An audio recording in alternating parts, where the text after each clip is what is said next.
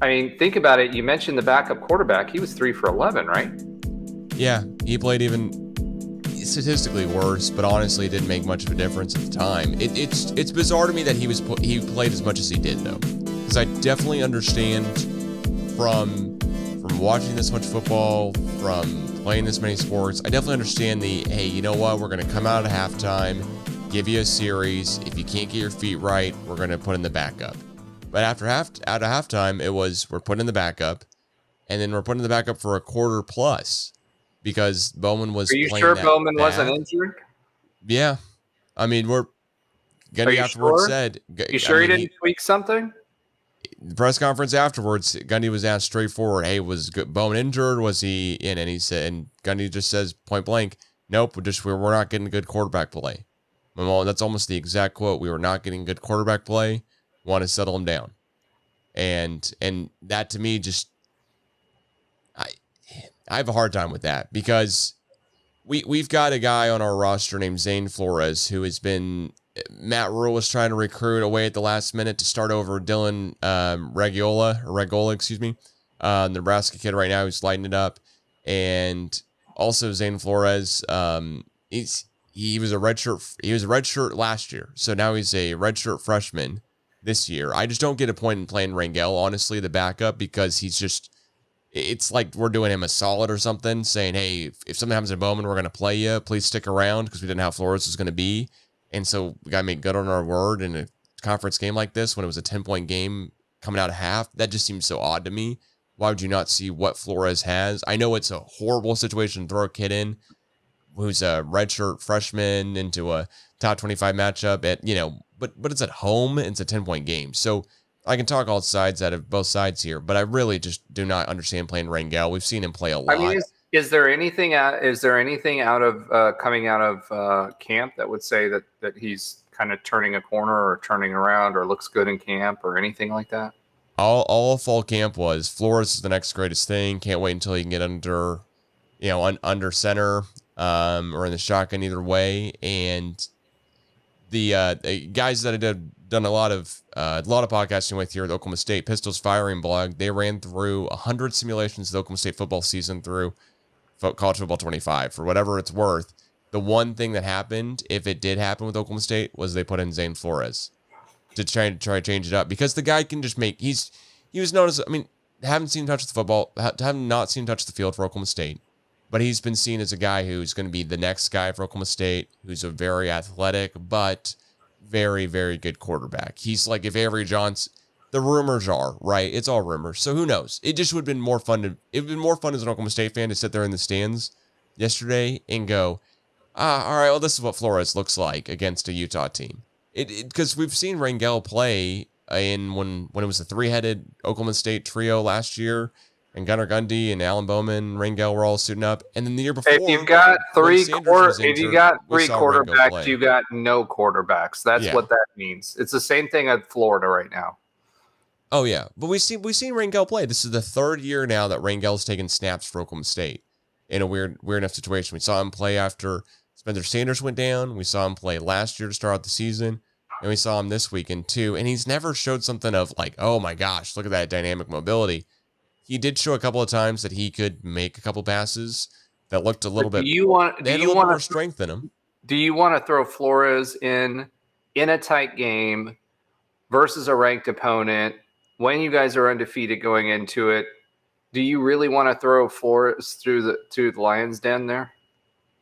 Instead of Rangel, yeah, just because Okay. there's nothing else we're seeing. I don't know Rangel. enough about Yeah. Rangel to give you a informed opinion on that, which is why I'm asking the Yeah, questions that no, I'm telling you point blank, would much rather see the guy who's the talk of fall camp, the next coming of whatever Oklahoma State guy you want to talk about, get some snaps under center when we know who Rangel is. Like if Bowman got injured and it's the Big 12 championship game or you put Rangel in and you just hand off the football and let your yeah. running game do the talking. I mean, that to me, like I said, if you guys had gotten behind like a big number early, then I could see it. right? Like even in our game, like we had a drop TD and we had against TCU, and then we had blocked field goals, right? So we left 10 points on the field going into halftime. We should have been leading that game. That being said, we weren't, right?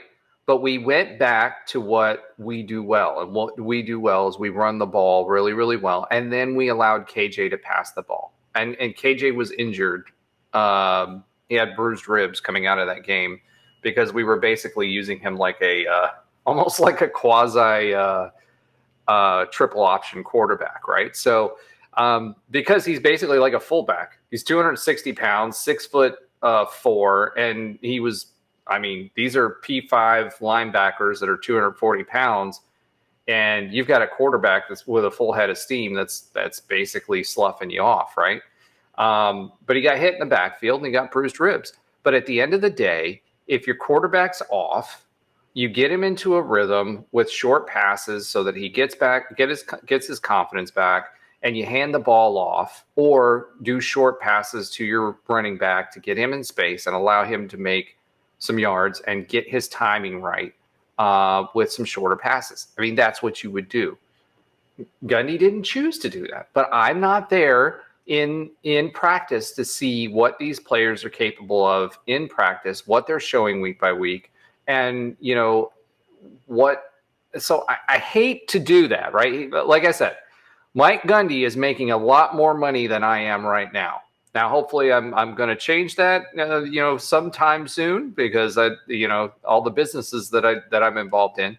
But right now, he's making a lot of money to coach football, and way more money than I ever would to coach football, in spite of having played it, and in spite of, being that great Sunday morning or Sunday evening quarterback. So you don't know what he saw and why he made the decisions that he did. But what will be interesting is to see what he does with those decisions once he's put in that position again. I'm typically never in favor, if you've got a 3-0 team, and I'm just going to say this, you get a 3-0 team going into a close game with a ranked opponent, I'm not throwing my freshman out there, or my untested quarterback out there, and expecting him, who hasn't played all season, and expecting him to be the hero.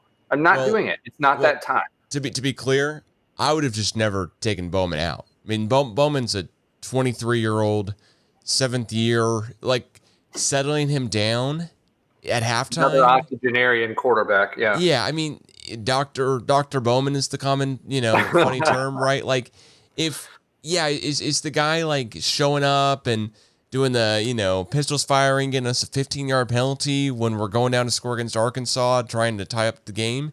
Yeah, he is. He is like a cocky guy. He doesn't play with the maturity of a 40-year-old.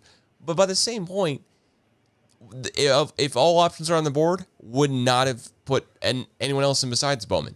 I would just played Bowman the entire time. But if we're going to put in another guy, would have rather seen something different than what we've just seen time and time again that hasn't worked. Yeah. Rangel is not a good backup. He's just not a good...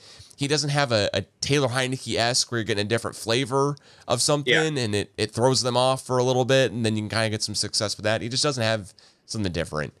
He supposedly is a better runner, but anyone's going to be a better runner than Bowman. He's not an athletic, mobile guy. No, he's a pocket passer, 100%. So the main point also I'd say is that holding Utah to only 22 points should be a win in Boone Pickens Stadium. It just should be. Home steam, holding Utah to 22 should be. But by the same point, I cannot imagine being Kendall Daniels or Nick Martin on that defensive team yesterday for Oklahoma State, because the defensive line was just getting shoved around by Utah's offensive line. I'm very curious here and really intrigued to see how that offensive line does the rest of the season for Utah. They played incredibly well.